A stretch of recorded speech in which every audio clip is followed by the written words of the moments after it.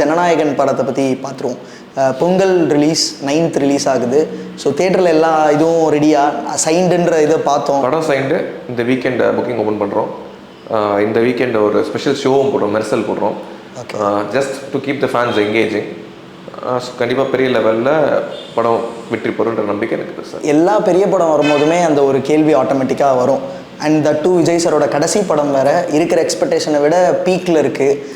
கலெக்ஷனாக இந்த 1000 crores இந்த மாதிரி நம்பர்ஸ் ரிலேட்டடாக ஒன்று இருக்கும்ல. ஸோ நம்ம அந்த 1000 crores தள்ளி வச்சுருவோம். பட் விஜய் சாரோட கெரியரில் த பெஸ்ட் கலெக்ஷன் படமாக இது இருக்குமா? 100% இது பெஸ்ட் கலெக்ஷன் ஃபிலிமாக இருக்கும். ஏன்னா இது அரசியல்லாம் தாண்டி எல்லா கட்சிக்காரங்களும் அவர் வந்து ஒரு நடிகராக ஒரு மனிதராக எல்லாருக்குமே பிடிக்கும்.